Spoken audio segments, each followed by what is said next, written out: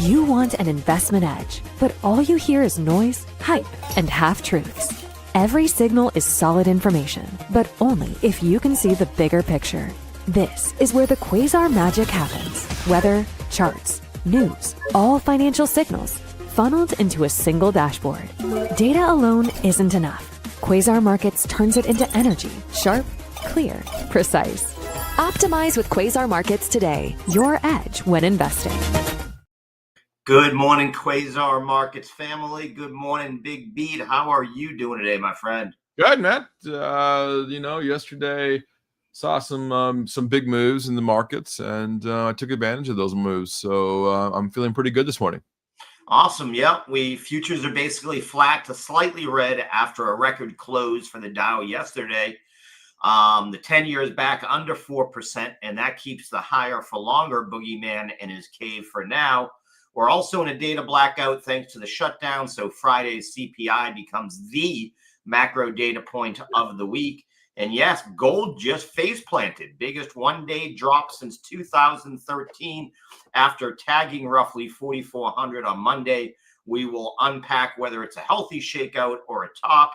And Steve, quick vibe check. Does sub 4,000 on the 10-year keep the bid under mega caps, or do we need an AI guidance baton for earnings tonight?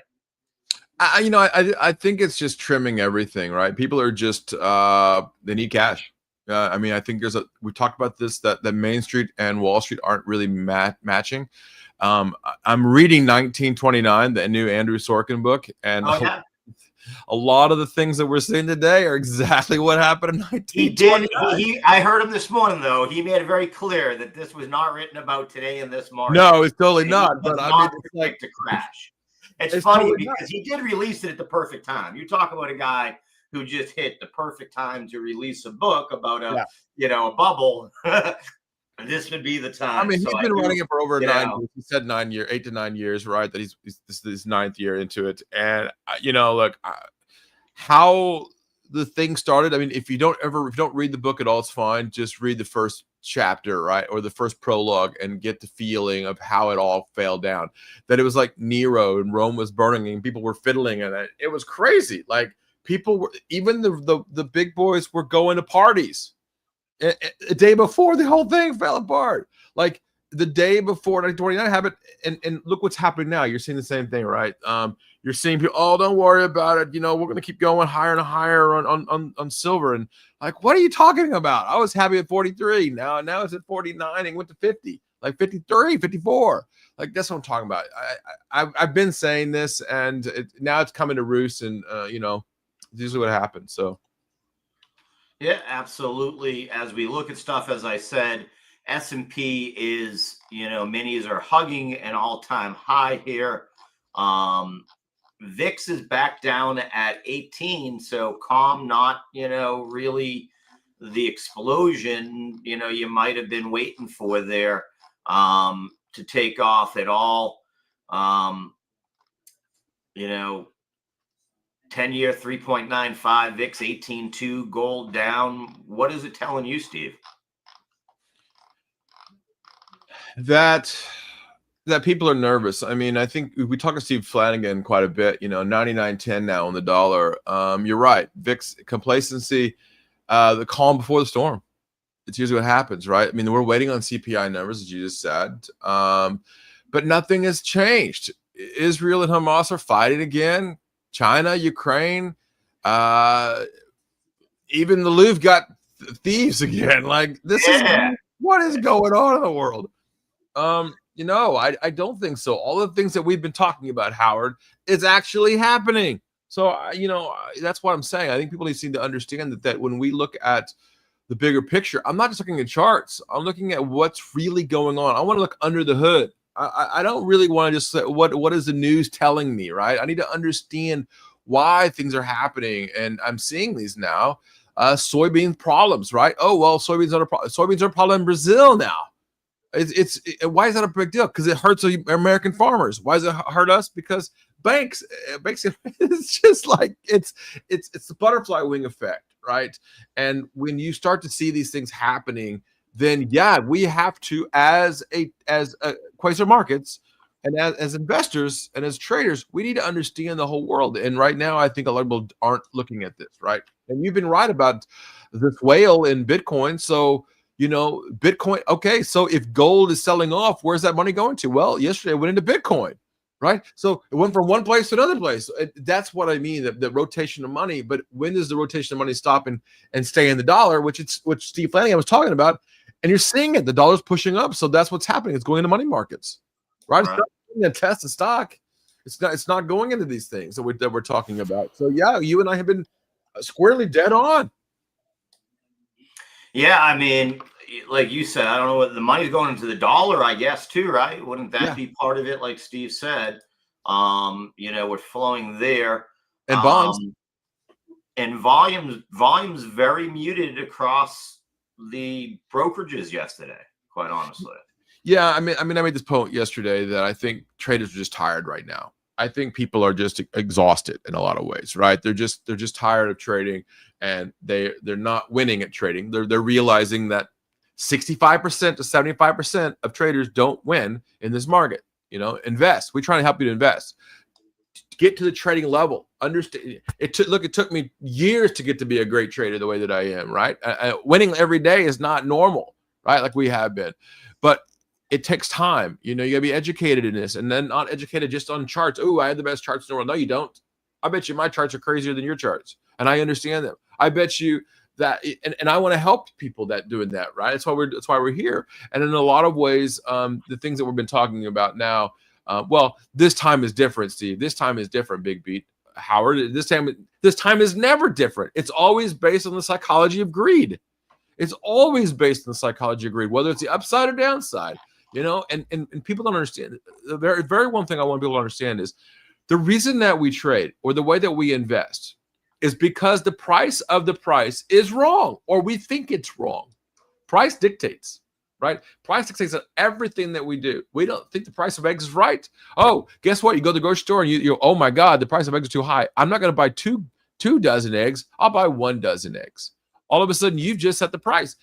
There's a big supply of them at a high price. You decide not to buy as much. That's demand. Demand goes down. Price has to match, right? That's why we trade. And so when you see silver at $54 an ounce, maybe silver was a little high.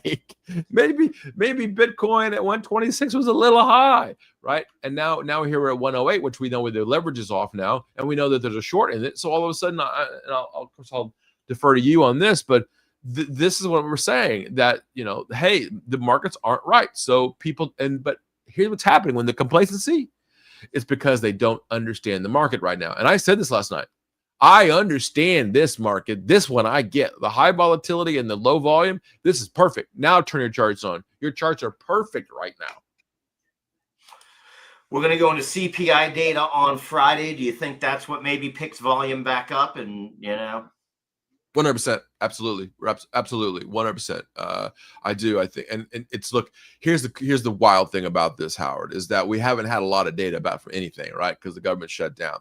So all of the traders are pinning their hopes and dreams and their prayers on CPI. And trust me, the prayers and luck don't matter in this market. They're starting to do that, and they're going to hold off until Friday's numbers. That this could be a very interesting number too. And it could be because the government shut down. Look, we know that the unemployment rate in DC has skyrocketed. The number of people that are applying for, so is that going to affect? Yes. National Park Services are down, museums are down, all the things that the government does well are down, and that also affects that CPI. So it could be a wonky number too, and we'll have to dig. It's not just about the original release of the number; it's also digging into it. And I'll have our AIs running all through that thing like crazy. But absolutely, we are about a little more than 15 minutes away from open here. Tick is slightly positive. The advanced decline is minus 493 right now, so sort of neutral there. SPY is slated to open up slightly. Dow slightly up. Q's slightly down. Gold, Steve, let's talk about it. Gold rush in reverse here. I thought only crypto did this. Gold goes down 6% a day. Yeah, no, you and I have been talking about it. I thought gold was too out of control. You heard Peter Thomas talk about it. Yeah. excuse me, we were dead on this. I thought it was too high, to be honest with you. I really did. I thought we were way out of the skis here on this. I mean, we talked about it with Peter with silver. I'm like, this is nuts. I wanted to go drop all my silver off, but I was like, you know what? I don't really care. I'm accumulating it too, so I'll probably be buying more. Not up here. I won't be buying it up here, but I'll be definitely, if it drops back down to 19, 20 bucks again, I'll buy it again. Absolutely. So you think this is healthy profit taking or the start of a topping pattern? I also think that there's a lot of issues with India too. India was in Diwali, and I think a lot of them, you get gold as you know, that's part of it, right? You get gold in the wedding season in Diwali and all that. I think gold is their biggest thing over there, and I think that a lot of them just sold their gold. Like, oh, thanks, Dad, great, and just sold their gold, right? So there's a lot, and I'm hearing that from a lot of people too as well. So that also could add to it. But yeah, there's some profit taking, and look, let's be honest, and Peter will tell you the same thing. There's not enough gold and silver in the world to cover the paper that's been traded on this, right? So we know the price of gold and silver is going to continue to go up. When it does that, I don't know. But yeah, and the miners are getting hammered. That's right. Yeah, I'm buying materials. I'm buying the actual materials. So I've got the question for you, Steve. If someone wants to buy this dip, what's the better play, the metal or the miners? Newmont's down 12%. Buy the miners. The miners. Okay, that's what I wanted to know. There you go, guys. That's the insights right there. I love it. I tell you, when this gold moves like a meme stock, it usually needs a cooling off period. But here's the kicker. Despite the crash, it's still up 50% year to date. So if that doesn't tell you how emotional this market's been, nothing will, right? Yeah. I mean, miners, the one thing about mining is very interesting. When the miners go after gold, right, they also have there's specific things that they look for in a gold mine. Now, I want everybody to understand how a gold mine works, but when you're looking for gold, you look for specific things around it. The size of the mountain or where they're digging, is it there proven resources around it? That's first, right? We know that.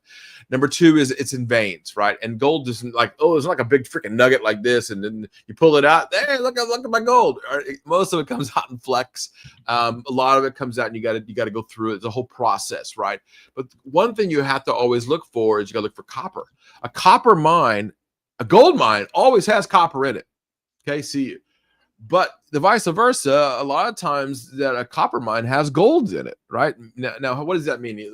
Okay, Steve. If you have a gold mine, automatically there's copper around it. But if you have a copper mine where it's the majority of it, there is gold in it. So that's why I say miners, because the miners dig it all up and they don't care what comes out. It could come, oh, look, we found lithium. Oh, we found tin. We found all kinds of things in here. That's the difference, right? So that's why I say miners. And if you're talking about that, buy the pickaxe and shovels. Those are the companies that do that.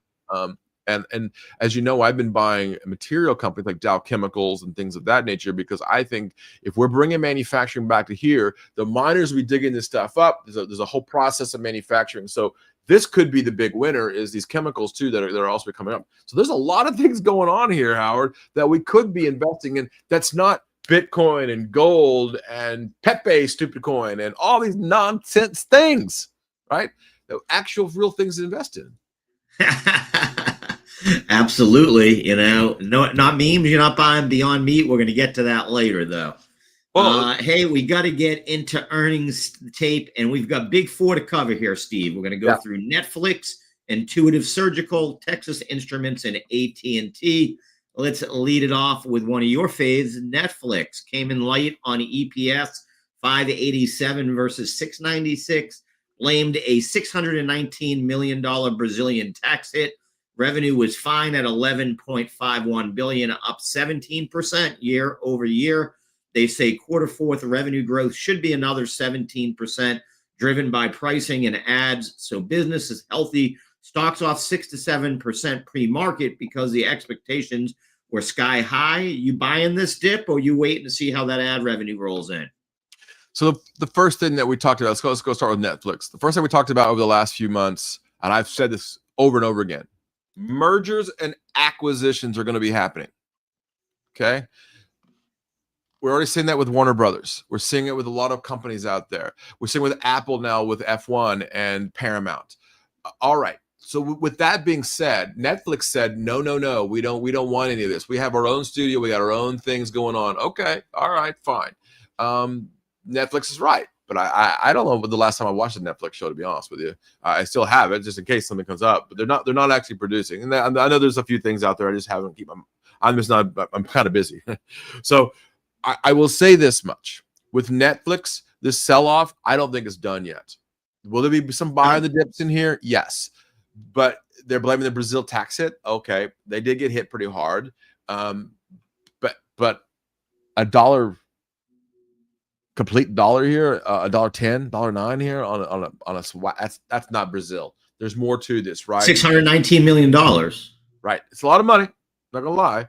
But again, that's on 11.51 billion in revenue. So I'd have to do all that math to do it. Well, that's about a 5%, right? 5%. Yeah. I do quick math. That comes up to 5% for me. Now let's go. But revenue's in line, so that means that they're happy about revenue. They're okay with that. So all right, do I buy the dip on this? Well, for me, buying the dip means I am thinking in the future, right? And right now, the future doesn't pretend to be for Netflix. Now, let me tell you, let me go find out what my wife and your wife are watching, right? Are they turning the Hallmark channel on? And then you got Comcast, right? So that's a big question to me. Are they turning Netflix off and watching the Hallmark channel? Probably the answer is yes. Yeah, and I think Netflix, a couple of things you have to take away. They missed on paper, but execution does seem fine. But what does happen with Disney, Warner, all of the other players, the Discovery, all that stuff that's up right now, Paramount, how does that shake out would definitely have to come into play, right? Yep, 100%. 100%. Awesome. Yep. Let's switch over to a totally different side here. Intuitive Surgical, ISRG, for those playing along at home.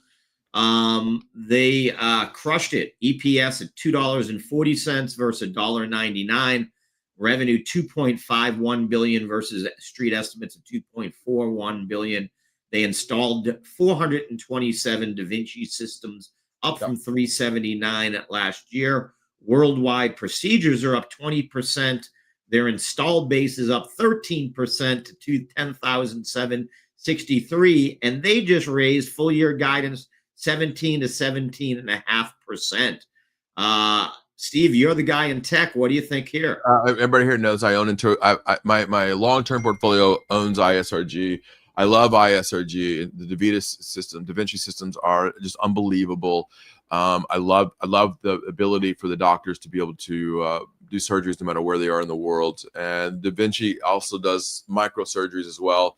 I've owned ISRG for a long time. We'll continue to own ISRG as they're building other things too as well. So no, this is a great company doing good things, and they're growing. Now, if I were to ask you, let's go back, and I've owned it for a while. Yeah, it sucks. I'm not been a fan of the losses here, but it's not been crazy. I as you know, I scale in on my long-term stuff. I've been owning this for about 5 years now, and I'm still buying here, and I probably will buy some here a little bit, but it's been a good run. But I think the Da Vinci system here is just unbelievably good. So I think this 18% run it's a catch up in a lot of ways. But let's see let's see if there's any profit taking, which I expect there to be. But I do like this move here. It's a good move. So you've answered a couple of questions I had on it, so to speak. Would you call ISRG the new defensive growth trade? Same multiple story, but has actual earnings? No, I mean, healthcare is healthcare, and I've said that. I've said that's exactly right. Carolyn Woods asked me on thestreet.com, healthcare, yes, healthcare, yes. Why? People are getting older, right? I mean, and these surgeries, and there's a problem. We have a massive problem. Doctors, right? Doctors aren't just signing up. They're not going to the medical. Hey, we got a problem with there's not as many doctors there used to be. I got to go to the doctor this morning, right? I got to go. I'm going to have a chat with him about it, right? And so that's a pretty big issue to me, right? I look at this market and they're looking for sectors, right? And who is buying what? And are people going to Walmart and Costco? Yep. What are they buying? Well, they're not buying shirts. They're buying food, and they're buying toilet paper, but they're buying gold. So they've been buying gold. There was a rush to buy gold, so gold price went up. in this case, healthcare, right? If you have less doctors, there's a rush for doctors and you can't have them. Guess what? Da Vinci fixes that problem. So I'm investing in that problem. That's how my thesis trading works, right? Is that I look at the issue and I fix and I understand the problem, and then I figure out what fixes the problem, and then I understand how people buying the problem because I go do my channel checks, and then all of a sudden, yeah, then I've got an investment idea. And intuitive surgical is one of those, right? A healthcare, and I don't know, and one of the things I've been saying is M&A. So look for healthcare M&A too as well. Biotech's getting bought up at a very, and especially if the 10-year continues to fall. If you see rates continue to fall, you say the Fed goes, okay, they're going to borrow money to buy these kind of companies, right? Intuitive surgical by another small company that does kind of this kind of thing. So yeah, there's a lot of cool things. That doesn't mean Bitcoin and gold. So that's why I like this move. Yeah, good call. Absolutely. We're going to move on to Texas Instrument. Other side of that now, different story. Q4 guidance soft. Revenue was down from estimates 4.22 versus 4.58 billion. They missed on EPS 113 versus the street estimate of 139. Their midpoints below the street, and they cited tariff uncertainty and industrial CapEx hesitation. It spooked the semi-bull, stock down almost 9% here in the pre-market. I mean, you think this is just an old school cyclical move, or is this the first real sign of the AI semiconductor boom is narrowing? I'm gonna somewhere in my pile of old tech is my Texas Instruments calculator. I still have mine somewhere here too. You do? Look, this isn't your grandfather's and your father's and my Texas Instrument company, right? It's a different place. They are building some really cool products. Some, if you go to their website, you actually see it. If you actually, it's a good idea. Howard, can you pull up the Texas Instruments website real fast, or one of us can? Website? Yeah. Give me 1 second because I got to change how I have. That's okay. Hold on, I can do it. Hold on 1 second. Just because I have it on my just the window, not the screen. So let's explain what I mean by all of this. So I will share my screen. I know we got markets here in about 5 minutes. Yeah, everybody knows what I'm about to do here this morning, so I'm going to do it again. Short Tesla into earnings? Yeah, I think so. Tonight's earnings. Yeah, tonight's earnings. Yeah, and I think people are going to be nervous because I think Tesla is going to say bad things. Elon's going to say all kinds of great things of what we're doing and blah, but not going to give you good numbers. Here you go. These new isolator chips are pretty cool. I'm going to show you what I really like. Here's the products. This is what I do when I look at a company. Look at the number of products they have. It is absolutely awesome. Like they have just lots and lots of time. I mean, this is not a Texas Instrument calculator day, right? Look at this. This is crazy. Wireless connectivity. And even inside of this Wi-Fi, it just goes deeper and deeper and deeper. And they are huge. So yes, I do think that Texas Instruments is looking pretty good. And I do think I do like this a lot. So yeah. Awesome. Yeah. I was going to ask you, are you buying the dip here on this? What are you thinking? Down at about 164. I got the date chart up here for you. Just filled the gap to the downside. Well, I think we need to hold off a little bit. I mean, the problem with Texas Instruments is very simple. It's not sexy. Right? It's not a sexy company. It's not an Apple. It's not Nvidia, right? It's not AMD, okay? And it's not a tradable asset that everybody goes nuts on. The reason I say that, average volume is 7.24 million. The volume is already at 10.3 million. It's a sell. The market cap is 164 billion. All right. So what have I been talking about? What have you and I been talking about? Mergers and acquisitions. The company is $164 billion. It could be bought. I got an interesting one for you, Steve. If you notice on the top right-hand side, this is my chip watch list. Yeah. I made this when we started this show a little over a year ago. Okay. It's done by market cap. Texas Instrument at that point was 1, 2, 3, 4, 5, the sixth largest. They've now been passed by Qualcomm, AMAT, ARM, MU, Micron, not by ADI, by Intel, by Lam Research. And that's right. You nailed it. It's not sexy. It's not what people understand. They don't. They still have. They have people sleeping on it though. I mean, that's what I'm asking. I think this is one I want to maybe start to nibble at. But Texas told you it's not about what they did in the past. It's about guidance, and their guidance was weak, and that's what bothers me. So that's why I'm saying let's let it sleep a little bit more. let it fall a bit more, and then it could 138, 140-ish. I'm in. I mean, that's a different situation there with all these products they have, and they're still selling them things. Yes, but I think be careful because it could be a buyer. Somebody could walk in and just buy them. Analog devices. You just said ADI, right? I like that one. That's an interesting one to me.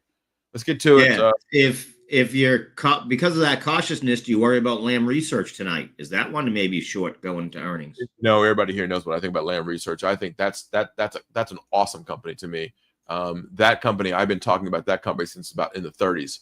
I've loved it all the way up. So Lam Research has got some really cool products. We don't have time to talk about it. Maybe I can do that tomorrow. Lam Research, I know a lot about that company. That company is an awesome company doing some cool products and cool things. So are you buying before earnings? No, I'm not. I think it's a little over its skis too. And you're already seeing it. These companies are giving you weak guidance, and I think that's what's happening, right? Look, Texas Instruments did, their earnings are weak, right? I mean, sorry, AVGO had a 50% move up, if I remember correctly, on their earnings beat. So market likes both sides of it. We are not quite open yet. All right, it's gonna be an interesting one. That's one that now just went to my radar that maybe was not. Okay, I like it. I like that. I like that lens. Maybe we can start trading Texas Instruments. Maybe a little strangle on it tonight going into earnings. That's a very interesting question. Yes, you could do that for sure. All right. And what a strangle, for those that don't know, means you're hoping for volatility to either side. Doesn't matter. You just need it to move. If it sits still, you're in trouble. That's right. And I don't think that's the case on that one. All right. Okay, let's get to it. Tesla here. Let's see what we got. And we're open. Steve wants me on Tesla to start off with. Of course, it is jumps to the upside here, Steve. Setting up for you, buddy. Yeah, it is. It is totally setting up for me. And I am going to go short.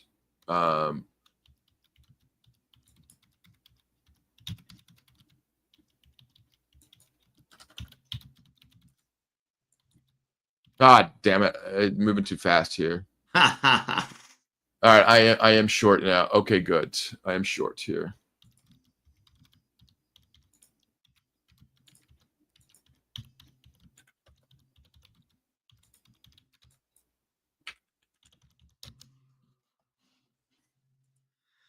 And as we open up here, Q's first move is pretty fast to the downside here, down at below 610 here. So first move significantly to the downside here.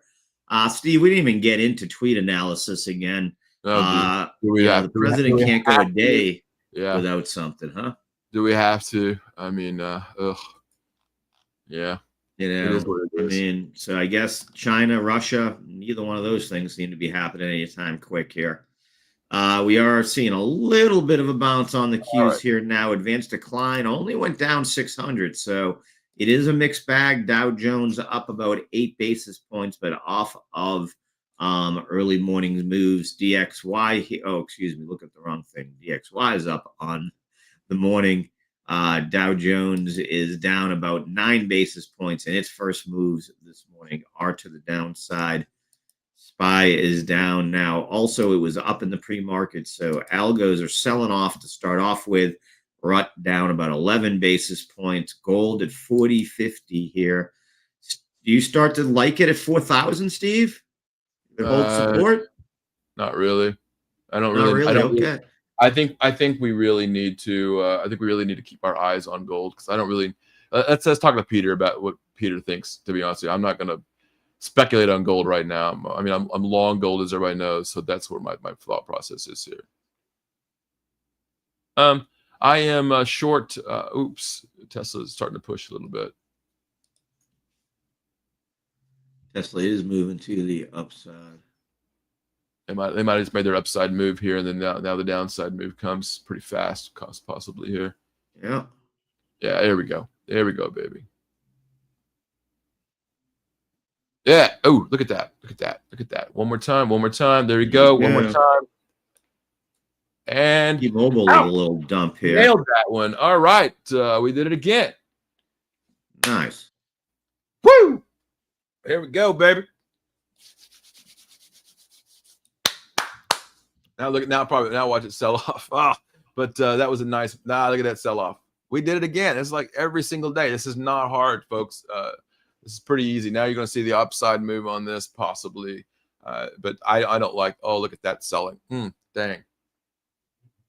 It was even rougher. I had a feeling that was coming. Bitcoin under 108 here, Howard.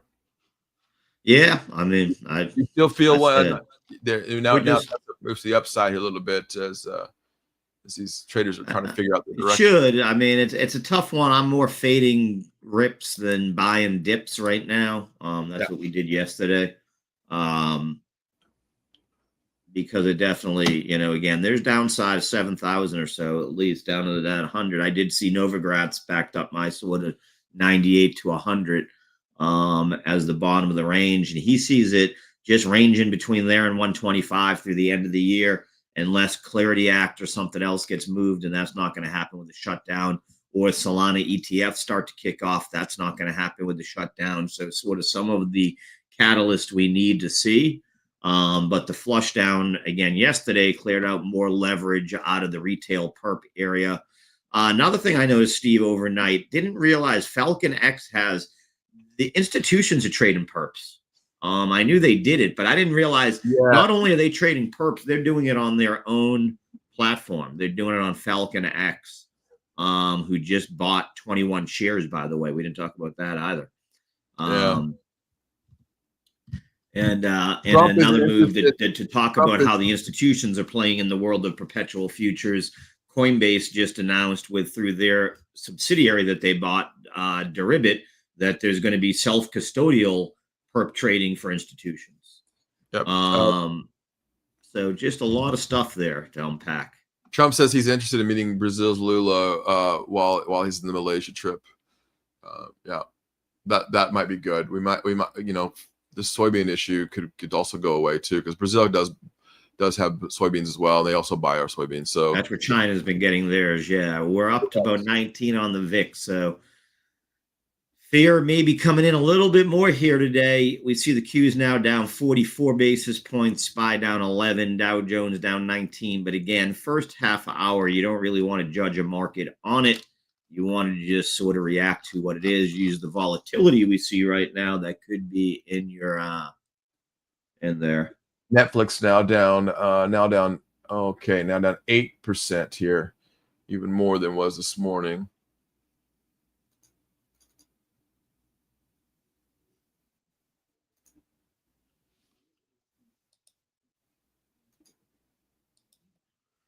Tick is positive, advance to climb minus 555. So while we are down, not by a lot on that. And if we look at the sectors, energy so far up 72 basis points, utility up 22. Wow, Tech getting hit down about 30 basis points. The material sector, which I'll never figure out why it's called XLB, up 7 basis points. Consumer staples and consumer discretionary down. We do see industrial sector up and healthcare up today. Real estate also. So defensive cyclical move today. If you look at on Netflix, look at the linear regression, look at a daily chart.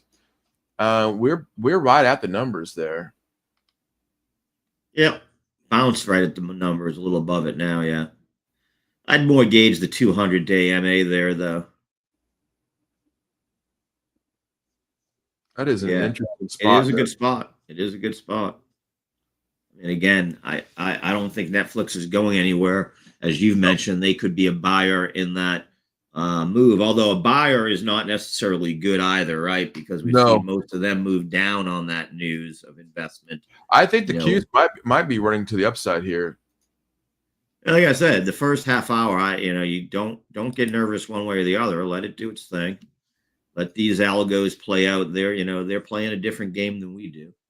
Yeah, they definitely are. So let them do it. I usually look because I think it's an overreaction usually. I love Scott Bauer's use of the volatility in an opposite way, right? He looks for the mean reversion after it. We'll talk about that. I've seen our schedule there, Steve, for Vegas. You follow me, right? I lead into you on the second day there. Are you my opening? I'm your opening act, yeah. Opening act, okay. Okay, I'm actually long. I'm actually going to go long Tesla here. So I think I'm gonna do this. I'm gonna play that side of it. I got to get in here fast enough though, because I'm got to move fast here. But most of my stuff is automated, as everybody knows.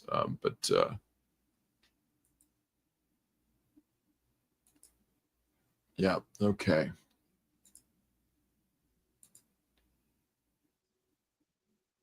Tech definitely getting hit here pretty hard. Yep.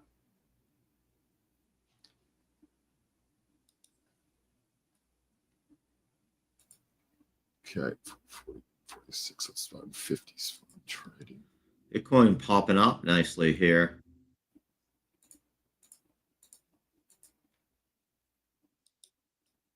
Tick is positive, as Steve said. A little bit of a bounce in the Qs.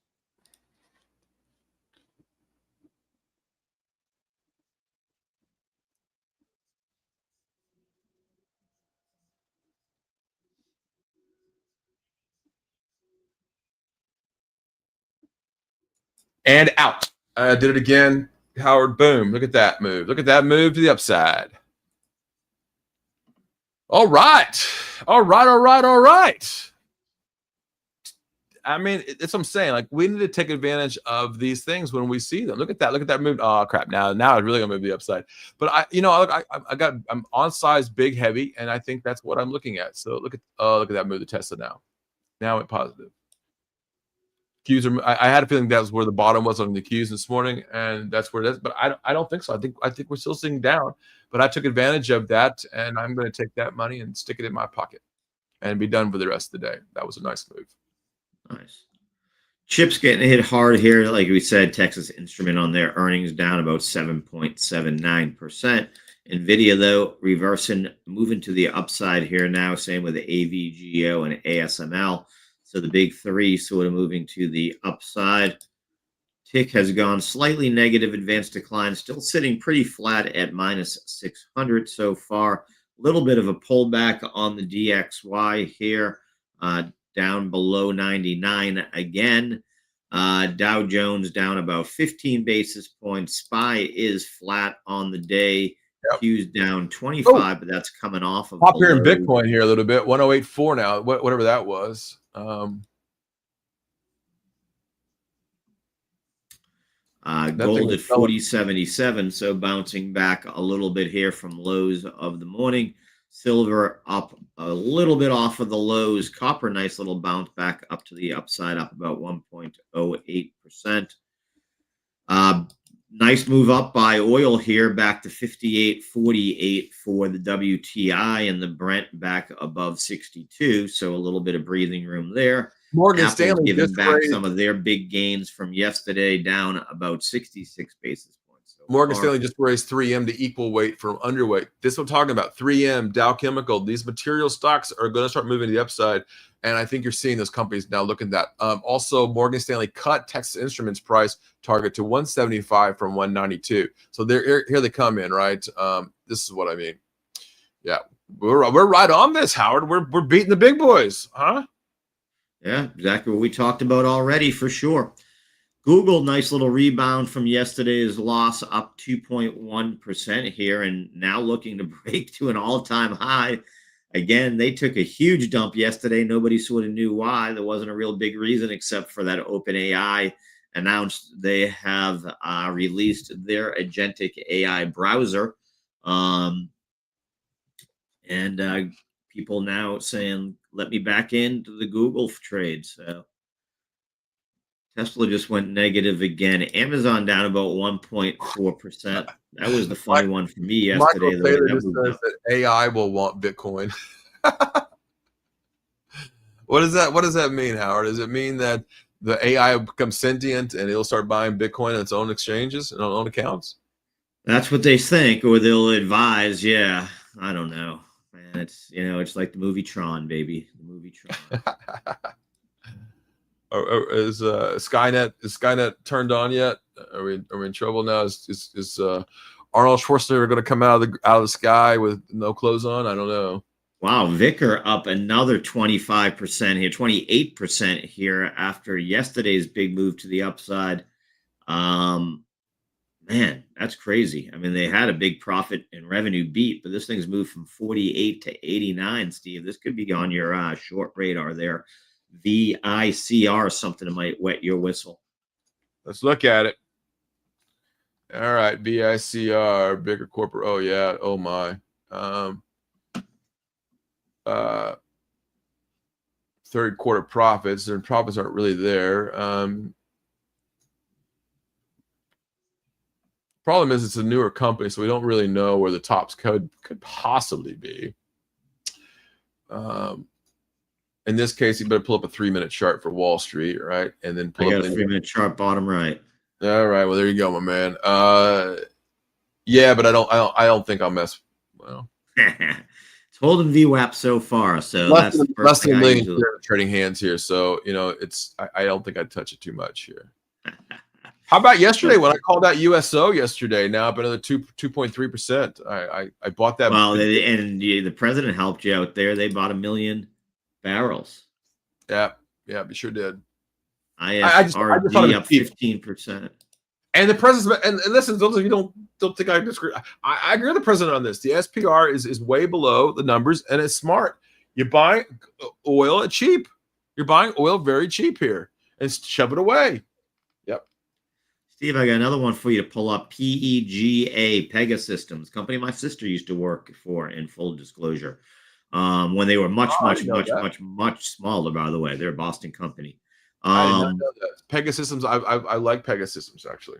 Well, they're up 13.22 after a big earnings beat. Looking a little tired here on that 3-minute chart. Okay. I don't trade Pegasystems, but I do like the company. I like what they stand for, what they're doing. So that's an interesting place over there. Yeah. Yeah. USO. Wow. I really just wish this short guy over at Bitcoin would just knock it off. You know, it's not just him. I mean, that's just the bellwether everybody's looking at. Believe me. I understand. But if leverage is there, they're going to take advantage of it. If they can just quickly move, I don't blame them for it. I don't blame them for it, but I wish they just stop. That's all I'm saying. Yeah, I mean, it's not gonna though. And the biggest losers today, DGNX, which had been a high flyer, down about 8.82%. ASTS, so I guess we're not going to space today, down about 8.74. Texas Instruments, like we talked about, down 7.95. Open down about 8%. Galaxy, the big winner yesterday, down about 7%, giving back most of those gains. Netflix down 7%. Qubits had a rough week, down 35% this week. USAR down about 30% this week also. So definitely have some that are getting hit pretty hard. Some of the big flyers, that DGNX is down 41% this week. So again, those things that go up too quick come back just as fast. Same thing, Plug, Steve, down 28.65% this month. Or this week. Yeah, I mean, look, they're going to shake themselves out, the electric vehicles, batteries, and Plug Power in this case. I do like Plug Power, but I don't think that they're the company to do it, right? They're just not. I want to say that they are, because I like their hydrogen thing that they're doing, but I just don't know. Is hydrogen the answer to all of this? I would like to say the answer is yes, because there's nothing better than hydrogen being our energy. But I don't know. That's a hard one to answer. They're doing well, and they are powering some things. In this case, trucking, and I like that, hydrogen trucks. So, and they have some lead acid batteries though. The alternatives to lead acid batteries. I don't know. Plug Power is. I don't know. I like the company though. I like what they're doing. I don't know if they can execute. That's my problem. They've never been profitable ever. Right. That's been the one that when I did more research there, I got a little surprised. Didn't realize that they literally. But neither has Amazon. Neither did Amazon for many decades. Yeah. But remember, I looked at that one. They've been around like a long time, like since Oh, they 2000. They're over 10 years old. This isn't like a new company that's. Amazon was 20 years into it before they made profit. So I Were understand. they really 20 years? Almost, it was 19 something years, yeah, before they made profit. Yeah. Okay. Yeah. We'll see. Banks actually moving green here today. So the banks are up. If we look at the different sectors of the S&P, though, only things really up. Healthcare up about 44 basis points. Real estate up a little bit, but that was down the most yesterday. And then energy up 47 basis points. All the other sectors are in the negative so far. 10-year still below 4% here, but up a little bit off the lows of the day. VIX at 1864, so off of the lows, opened up at the cash market at the lows of the day. Bitcoin back below 108K here, and crude slipping a little bit from its highs. App 11 and pushing up here. APP up 2.7%.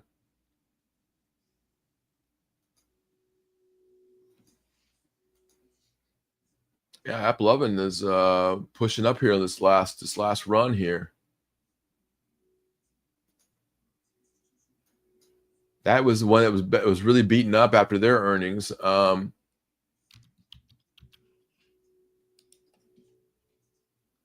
about this morning? And I don't want to jinx anybody, and I know what the arrogance is here, and I like him as a person, so don't get me wrong. Jim Cramer saying that Bitcoin can have a big push here today. What the heck does that mean? I don't know. I don't. I don't try to figure out what he's thinking. I don't know. Big push today. I don't know why today is different than any other day. It's just what as good a happened day yesterday with that run from 108 to 114? What happened there? Perp liquidations.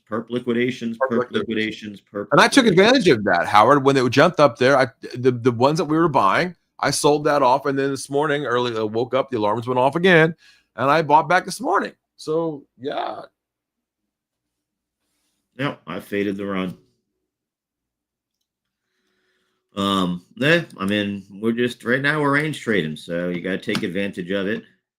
Like it. And you see what you get, Again, I think it's going to take another liquidation flush down towards that 100 could level. hit the highs of the day here. WTI now pushing 50. Yeah, we are very close to the highs of the day. 610.95 will be the highs at the end of the Qs. 610.60 now. Go positive here. And WTI now literally on the highs of the session here. Alibaba up about 1.46. Saw Jay Clayton on CNBC today complaining about the penny Chinese ADRs and how they're just nothing more than pump and dumps. And he is not wrong. Jay Clayton is a very smart man, and Jay Clayton always tries to do the right thing, and I really respect Jay Clayton. Qs are now on the highs of the day here now.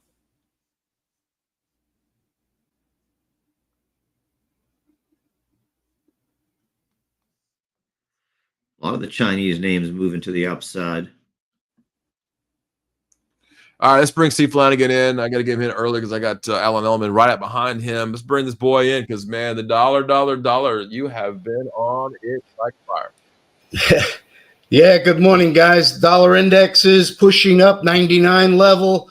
We talked about the break of a 98.70, and now we're looking at a retest. 99.60 will be our next level. And then the retest of that 125.26 area, which was the August 1st high. What I want to emphasize, though, is that this is a positioning shift that is going on in the world financial markets. This is all right. Tell me, what's the word? What's the word, Steve Flanagan? What are you calling it? I'm not coming out with it yet, Steve. But I'm going to promise you Friday I will have my new name. But what I want to talk, this is not a macro shift going on in today's market. This is just position. We talked about this watching. This is why it's so important to have a currency up on your screen. As the dollar, everybody in the world is negative on the dollar. As the dollar is beginning to turn, people are taking profit in crypto. They're taking profit in the equity markets. And that is really what is going on. Gold's making money's going into money markets in the dollar and holding it there for the next move, right? Well, for the next move. But Steve, we have to understand that the market is excess. If the normal dollar positioning against the U.S. asset was 50%, in other words, my hedge, I buy an asset for $1 and I sell 50 cents of it in the dollar. So I'm unsure of the U.S. political system, tariffs, and everything's closed. So I've got a 50%. That hedge is probably upwards of 65 to 70%. Right. So when I say position adjustment, you sell your profit in the equities and you take your profit in the dollar hedge. So what's going on is not necessarily money moving back into the dollar. What I'm saying is people are taking back the short dollar position because that's a profit. So you have a profit in equities, you have a profit, and it's machines that are doing it. They go bang, bang, and suddenly gold starts dropping, and the machines come back in and hit it again. What has changed in the inflation world or in the geopolitical world to sell gold? Well, Russia and the United States have called off a meeting. Isn't that a mine in gold? Aren't you holding gold for that? So when gold's moving down, this is computerized trading that is just keeping the book in balance. And that's what's going on. Positioning, shift, balancing. It's not a macro shift. Otherwise, wouldn't? So it's not the philosophy and the psychology of the traders themselves. You're saying the machines are programmed to do this based on the geopolitical issues, right? Correct. Well, not necessarily geopolitical. Once one thing starts happening, the machines react. And that's why you get these big moves. That's why when gold started to trade off, everybody's like, well, wait, didn't he just call the meeting off of Putin? But the machinery starts to sell. And what happens is Steve's machinery starts to sell. Howard's machinery goes, wait a second, I got to sell. And then Steve Flanagan's machinery says, whoa, I got to sell. Right. It has nothing to do with the macro environment on what's going on. These are just the knee-jerk reactions. So what does that mean to our viewers? That you should be looking for an appropriate, Steve, you've nailed. Howard, you guys talked about being an investor. You should be sitting there looking for the levels. And Steve, you talked about how you were active earlier in the week on this sell-off, getting back into things. And this is exactly what you should be looking at. These are machineries making positioning shifts. Does it continue? Well, let's keep an eye. I always bring up, watch dollar MEX. It's a 7.5% currency. Yeah. If the dollar MEX starts to trade higher, a break of 1862, then I can say money is moving out of the North American parking lot, getting 7.5%, owning Mex peso. If we trade above 1862, now, Steve, we begin to talk about what is going on here. Is money now beginning to move back into the dollar as opposed to positioning shifting? It's a lot to unpack. Okay, so let's there's a lot of institutional speak there for a lot of people. Are we as traders just fighting the machines now? It's a symbiotic world where they, it's like that clownfish that lives within a poisonous, thing at the bottom of the ocean. It's kind of like we use each other, and retail is becoming bigger and bigger. Yeah. Where at some point in time, retail is going to, have some, and it has adverse effects on the institutional trading community. But in this case, when I talk institutional talk, positioning shifting, we're talking about positions out there that are in the 50, 100 billion category, if not upwards of trillions, when they begin to make these computerized adjustments. And that kind of can be suddenly a tidal wave or a rogue wave in an ocean that suddenly hits you from a side you're not looking at. And I believe that's what's really going on this week. CPI numbers on Friday. It's probably the only numbers that we've had, the big real numbers that we're going to have, and since this whole government shutdown, and looks like for a while, is every trader and every machine, every psychologist on the planet looking at CPI on Friday? I would say yes. It will be a new data point that goes into the machinery's weighting. If you looked at the Canada numbers, Canada were kind of benign. If we look at sterling, the UK's numbers that were out today, inflation is cooling, and that's been a hot spot in the world. And you're beginning to now see Nigel Farage from the Reform UK party jumping in. But he's a big mouth, lots to talk, but he is, the leading candidate, his party out there in the UK. So, here you are getting more just like the Trump Fed talk. Now you're getting that in England as well. And with the UK rates at 4%, they are restrictive policy given the economics that are out, which sets the stage for next week. That's why the positioning shift is going off. You talk about Friday CPI. What is it going to be? I'm going to say it's probably going to be benign given the shutdown and everything else going on. But then you have next week, you have Fed on 10/29, ECB on 10/30, BOJ on 10/30, and the Bank of Canada at 10/29.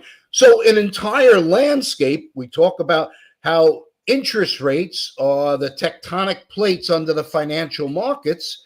Well, you've got potentially shifts going on next week. So what do you do ahead of time? You begin to lighten up. You begin to position shift.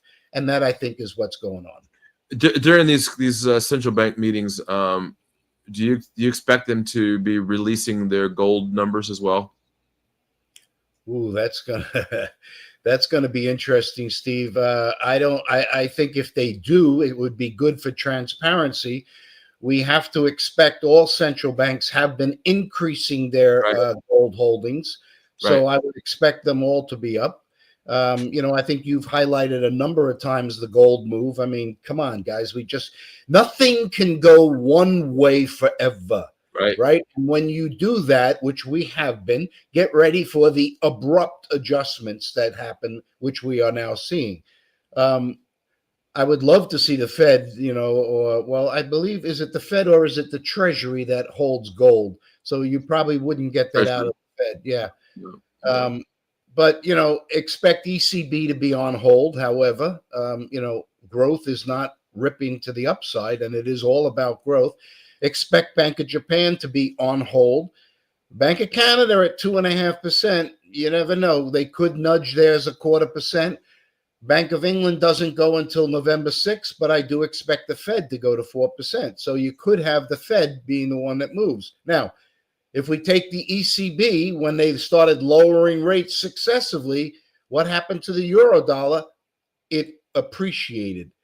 Right. This is one of those wacky moments in currencies where you cut rates and the currency appreciates. And that's been happening, could be happening in the dollar too.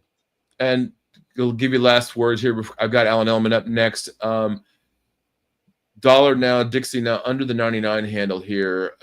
You expect it to go to 100 soon?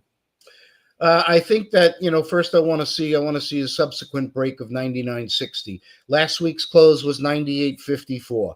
Anywhere between here and 98.54, I'm a buyer of the dollar index. And if we break down through 98.40, I'll bail out on that trade. Minimum stop loss. My target is a retest of 126.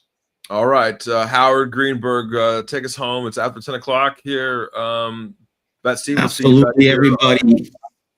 Quasar Markets, thank you so much for joining in today. Steve nailed a couple Tesla trades for you there. He's giving you the guidelines. Mr. Flanagan's giving you the guidelines to what to look for in a macro picture. Yeah. I told you what we're doing crypto-wise, so keep your head on a swivel there, everybody, and we will see you bright and early tomorrow morning.